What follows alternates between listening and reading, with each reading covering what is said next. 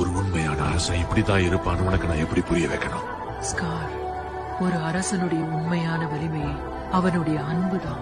ஆனா நான் 10 முஃபாசாக்கு சமமானவன். முஃபாசாவோட கால் தூசிக்கு கூட நீ சமமாக மாட்ட.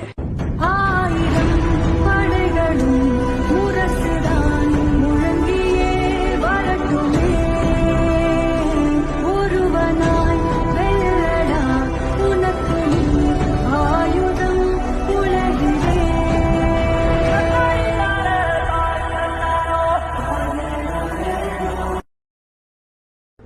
ஒரு உண்மையான அரசன் இப்படிதான் இருப்பான்னு உனக்கு நான் எப்படி புரிய வைக்கணும்?